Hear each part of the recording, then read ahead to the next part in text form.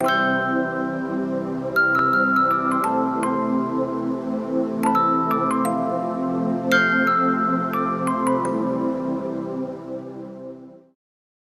के एंड तक मेरा माइंड ऐसा हो चुका था कि मुझे फिर उस टाइम लाइफ में 3-4 ही चीज़ें ही दिखती थी। 3 चीज़ें exactly, physics, chemistry, maths. Everywhere, सोते वक्त, जागते वक्त, हर टाइम, पढ़ते वक्त, खाना खाते वक्त मैं सिर्फ पढ़ने के बारे में सोचता था। धीरे धीरे करते करते मेरी परफॉर्मेंस अच्छी होती चली गई, तो IIT की कोचिंग्स में आपको अच्छे बैचेस में अपग्रेड करते जाते हैं। तो मैं खाली पढ़ता रहता था, मेरी यही लाइफस्टाइल चलती थी उस टाइम। तो by the end of July जब मेरी रैंक बहुत ज़्यादा अच्छी हो गई मेरे बैच में, तो मैं टॉप 50 में आने लग गया। तो जो टॉप 50 में आता है, it is expected that student will do very good in IIT JEE। उस टाइम मेरे को काफ़ी ज़्यादा सर में दर्द होने लग गया, पीछे की साइड ऐसे झटके लगते थे ज़ोर ज़ोर से। मैंने मम्मी को बताया, तो मम्मी को लगा कि इतना ज़्यादा पढ़ता ही है, इसको एक बार साइकेट्रिस्ट को दिखाते हैं। साइकेट्रिस्ट पे गया, न्यूरोलॉजिस्ट थे वो। तो न्यूरोलॉजिस्ट ने मुझसे 4-5 ऐसे ही फिजिक्स के सवाल पूछे जाके, जस्ट मेरे से टेस्ट वेस्ट लिया। तो मैं भी अपने कॉन्फिडेंस में वहाँ जवाब दे आया। उन्होंने फिर कहा कि इस बच्चे का ब्लड टेस्ट कराओ।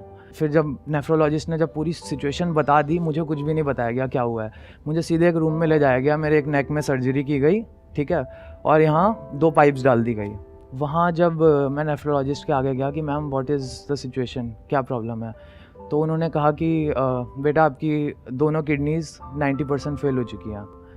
एंड आई वॉज सो डम, मतलब कि इतना डम था मैं उस टाइम कि मेरी 2 डायलिसिस हो चुकी थी गर्दन से। जो पाइप्स डाली गई थी वो डायलिसिस के लिए डाली गई थी, लेकिन मेरा कोई इंटरेस्ट ही नहीं था। मुझे लगा ये कुछ नॉर्मल छोटी मोटी चीज़ हुई होगी। अच्छा, आपको बताया नहीं आपके घर वालों ने कि क्या हो रहा है, क्यों हो रहा है? सर एक्चुअली मैंने बताया ना कि मैं उस टाइम इस जोन में था कि मैं सिर्फ पढ़ाई के बारे में ही सोचता था, ठीक है। मैं हॉस्पिटल बेड पे भी, मेरी फर्स्ट डायलिसिस भी हुई। मैं उस टाइम अपने यही कि मेरी रैंक कैसे अच्छी होएगी, मैं बहुत ऑब्सेस हो गया था उस टाइम IIT JEE से। तो उसके बाद उन्होंने कहा कि you urgently need an organ transplant and उसके बिना it's you are very young, ठीक है। बड़े लोग तो डायलिसिस पर स्टिल 4-5 साल 10 साल सर्वाइव कर जाते हैं। You are very young to live on dialysis. तो वो मेरी फैमिली के लिए तो पूरी ज़मीन खिसक गई। कहाँ मैं IIT जाने के सपने देख रहा हूँ और यहाँ पे एकदम से मेरे को डायलिसिस पे डाल दिया गया। तो उसके बाद सर ऐसी हॉस्पिटल शिफ्ट करते करते मैं one of the best surgeons India के जो है, मैं उनके अंडर गया, ठीक है। तो उन्होंने मेरा बड़ा हौसला बढ़ाया। उन्होंने सीधे कहा कि बेटा तू कर, तैयारी कर, within 1 month we will find a donor for you and you will give your exams next year, ठीक है, no problem. And probably I would say luckiest person of India जैसे नेशन में, जहाँ 1 लाख लोगों की किडनी फेल है तो 8,000 लोगों को ट्रांसप्लांट मिलता है। इतना कम रेशियो है। काफ़ी लोगों के मन में फियर्स हैं देने से, और किसी को फाइनेंशियल प्रॉब्लम है, लेकिन मेरी फैमिली वाली उस टाइम ऐसे थे सर, कम से कम 10 लोग मुझे डोनेट करने को तैयार थे उस टाइम। 10 लोग, दैट्स इतना सेल्फलेस लव है मेरी फैमिली में। मम्मी पापा मौसी सब लोग आ गए वहाँ पे कि मेरी किडनी ले लो। एंड फॉर्चुनेटली मेरी मदर से मेरा एकदम परफेक्ट मैच था, ठीक है। And with in 1 month of diagnosis मेरी ट्रांसप्लांट सर्जरी फिक्स हो गई। सब कुछ बहुत अच्छे से हुआ, ठीक है। एंड प्रोबेबली 3 to 6 मंथ्स का वो मिलता है,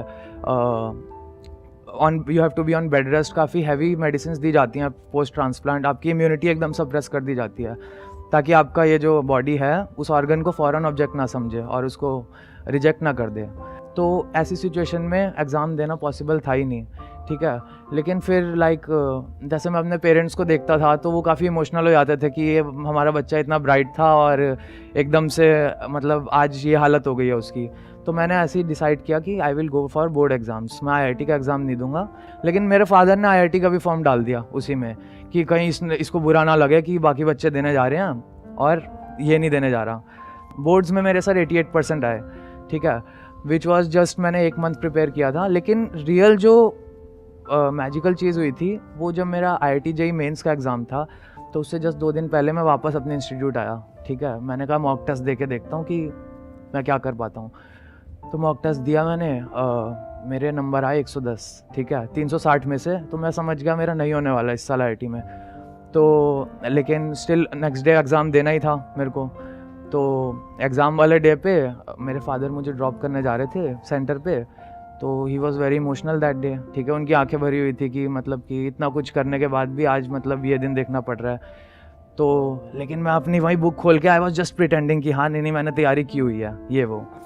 तो जब मैं एग्ज़ामिनेशन रूम में गया, जब पेपर आया मेरे पास, तो मेरे को अपने केमिस्ट्री टीचर की एक बात याद आ रही थी, ठीक है।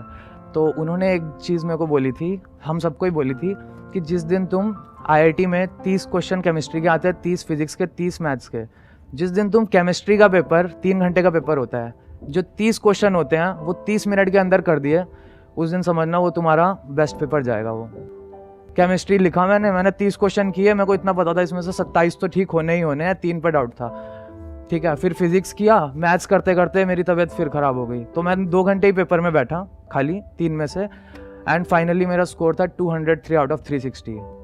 मेरी रैंक थी 8000 एंड स्कोर था केमिस्ट्री में 105, फिजिक्स में 80 और मैथ्स में जस्ट 18 नंबर, क्योंकि उसमें तबीयत ख़राब हो गई थी। और ये सर्जरी के कितने टाइम बाद की बात है? मतलब सर्जरी से मैं डिस्चार्ज हुआ था सितंबर में, सितंबर के बाद मैं 4 मंथ्स बेड रेस्ट पे था। जनवरी से लगा लो सर, जनवरी एंड से मैंने तैयारी स्टार्ट की थी, तो फरवरी और मार्च मेरे पास था, ठीक है। फरवरी, मार्च और अप्रैल 2 को एग्ज़ाम ही था जेईई मेंस का, and I got just perfect rank 2, मतलब जितनी चाहिए थी ना उतनी ही मिली, बेस्ट नहीं वर्स्ट नहीं, एकदम जितनी चाहिए उतनी ही मिली दिल्ली DTU से मेरे को कंप्यूटर साइंस पढ़ने के लिए। इस टाइम पे सर मैंने आपकी वीडियोस देखनी स्टार्ट की थी, ठीक है। मेरे एक भैया ने आपकी वो वाली एक वीडियो है ना कि लाइफ मतलब बॉल आती रहती है और कोई विकेट नहीं है, तो वहाँ से मैंने आपकी वीडियोस, और उस टाइम सर साइकोलॉजिकली मैं काफ़ी वैसा हो गया था कि मैं स्कूल भी जाता था तो और भाई IIT की तैयारी कर रहा था, क्या हो गया तेरे साथ, तो काफ़ी बुली करते थे स्कूल में भी बच्चे, ठीक है। ब्लड प्रेशर वैसे ही हाई रहता था, और ये सब सुन के मतलब उस टाइम इतनी अवेयरनेस नहीं थी कि कैसे हैंडल की जाए ये सारी चीज़ें। सर आपकी वीडियोस मैंने देखनी स्टार्ट करी, ठीक है। आपकी वीडियोस देखते देखते जब मैं कॉलेज भी गया, ठीक है, मैं कॉलेज जाना स्टार्ट किया, तो कॉलेज में किसी को ये प्रॉब्लम पता नहीं थी, लाइक मैं छुप छुप के अपनी दवाइयाँ वगैरह खा लेता था और डाइट वाइट एकदम घर से लंच लेके जाता था। लेकिन बहुत सर एक डिफरेंस फील होता था नॉर्मल बच्चों से, ठीक है, कि जैसे वो लोग हैंग आउट कर रहे हैं या कुछ भी कर रहे हैं, तो और कोई जैसे मैं फुटबॉल भी खेलने आता था, तो यहाँ पे जहाँ किडनी लगी हुई थी वहाँ एक पैड लगा के जाता था, तो लोग हज़ारों क्वेश्चन पूछते थे। फिर लेकिन आपकी वीडियोस देखते देखते सर मेरा 1 साल में ना माइंडसेट ऐसा हो गया था कि ये मतलब रैट रेस वाला जो माइंडसेट होता है ना कि यार थोड़ा डिफरेंट करना है कुछ, ठीक है। मैंने सोचा मैं म्यूज़िक सीखूंगा अब, ठीक है। मेरा पियानो बजाने में सर बहुत इंटरेस्ट था, मैं खोजते खोजते एक म्यूज़िक टीचर ढूंढ लिया मैंने जो मुझे सस्ते में पियानो सिखा दे। मेरे पेरेंट्स इसके लिए मान गए, ठीक है, इसमें कोई प्रॉब्लम नहीं है। पियानो सीखते सीखते मैं इतना अच्छा हो चुका था पियानो में कि मेरे सर ने जो बोला था कि जो बेटा तू 5 महीने में सीखा है, इतना लोग 5 साल में सीखते हैं। करंटली अभी आप क्या कर रहे हैं? सर फिर उसके बाद कॉलेज में I got job as a data scientist, ठीक है। जब हमारी प्लेसमेंट्स हो रही थी लाइफ में, जब सब कुछ सेटल हो गया, जब जो मतलब लोग चाहते हैं कि हाँ ये सब चीज़ें होनी चाहिए, जब everything was going fine in 2021 by me for me, कि मैं अर्न भी कर रहा हूँ, ठीक है, मेरे पास एक बहुत अच्छा पैशन भी है और मैं स्पिरिचुअलिटी में भी एंग्रोस था बहुत अच्छे से। लेकिन बाय द एंड ऑफ अगस्त, ठीक है, मैं फिर से हॉस्पिटलाइज हो गया स्ट्रेंजली, ठीक है। मेरा बॉडी में बीमारियां अपने आप बने जा रही थी जिसको डॉक्टर्स के पास कोई जवाब नहीं था। अब जैसे इस हफ्ते एक बीमारी डायग्नोज हो रही है, एक हफ्ते बाद और कुछ निकल के आ रहा है। फिर और वो माइनर प्रॉब्लम्स थी या बड़ी प्रॉब्लम? मेजर, सब मेजर थी सर, मेजर थी, ठीक है। फिर उन्होंने मेरी एक किडनी की ट्रांसप्लांटेड किडनी की बायोप्सी की, ठीक है, एंड कहा कि ये किडनी 10 साल और चलेगी ज़्यादा से ज़्यादा। December 6 की बात बता रहा हूँ। 5 डेज बाद मुझे बोला गया कि ये किडनी 5 साल और चलेगी, ठीक है। फिर 15 दिसंबर को मुझे डिस्चार्ज किया गया, ठीक है, एंड वी वर श्योर कि ठीक है 5 साल में अभी और ठीक से रहूँगा, ठीक है। लेकिन 15 दिसंबर की रात को मेरी ऑक्सीजन फिर 80 के नीचे चली गई थी। हम लोग हॉस्पिटलाइज हुए फिर से, ठीक है, एंड उन्होंने मुझे फिर से डायलिसिस पे डाल दिया, ठीक है। कि जो 5 साल का टाइमलाइन जो डॉक्टर टाइमलाइंस दे रहे थे, उनके लिए भी बहुत स्ट्रेंज सिचुएशन थी कि ये क्या हो रहा है इस बच्चे के साथ। डायलिसिस पे डाला गया। फिर सर डायलिसिस की सर सिचुएशन बहुत पेनफुल होती है, मतलब ये मैं वर्ड्स में एक्सप्रेस नहीं कर सकता कि अभी भी कि जो मेरे अभी मेरी हाथ से होती है डायलिसिस, यहाँ पे जो 2 नीडल्स डालते हैं, ठीक है, उससे फिर 4 घंटे आपका पूरा ब्लड साफ करते हैं। जो आपकी किडनीज कर सकती हैं उसका 10% डायलिसिस करता है खाली। मेरे फादर नेक्स्ट डोनर हैं, ठीक है, आप उनकी आंखों में देख के कभी नहीं बता सकते, ठीक है, कि ये बंदा है किडनी ट्रांसप्लांट के लिए प्रिपेयर कर रहा है। सुबह अपने ऑफिस का काम करेंगे, ठीक है, 4-5 उन डोनर्स के ज़्यादा टेस्ट होते हैं सर, मतलब कंपेयर टू रेसिपेंट्स। इतना ब्लड देते हैं वो, जाके मेरे को अप डाउन करेंगे, मेरे को डायलिसिस पे ले जाएंगे, लेकिन he never complains about that, ठीक है, एज इफ़ कि वो उन्हीं की चीज़ है, समझ रहे हो कि इतनी ज़्यादा इंक्लूजन है सर, इतनी ज़्यादा इंक्लूजन है।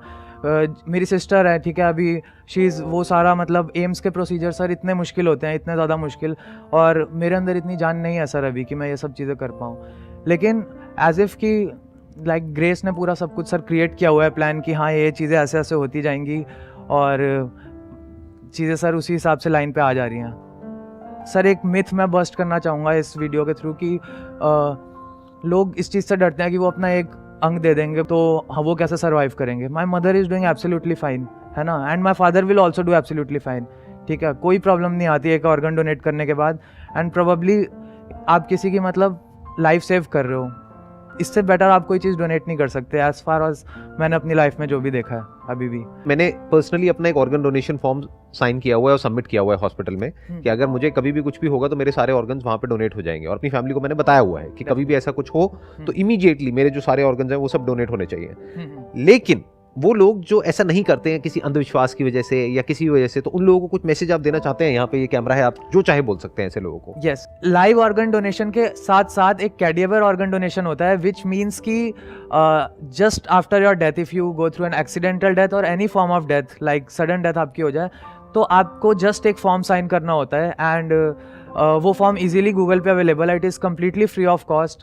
एंड आपके दोनों ऑर्गन्स आप जो भी डोनेट करना चाहो उस फॉर्म में आप लिख सकते हो। And whenever the time comes, like whenever that situation arises, ठीक है, the team will come and वो ऑर्गन्स आपसे ले लिए जाएंगे and they will be donated immediately to someone who is needy. देखा जाए तो वो इंसान जिसकी डेथ हो गई है वो ऑर्गन उसके खुद के काम का नहीं है, लेकिन उसकी वजह से अगर कोई और किसी को जिंदगी मिल पाती है, डेफिनेटली, यानी कि अगर आपको इजीली अगर ऑर्गन अवेलेबल हो जाता तो आपके फादर को, आपकी मदर को ऑर्गन देना ही नहीं पड़ता अपना। डेफिनेटली।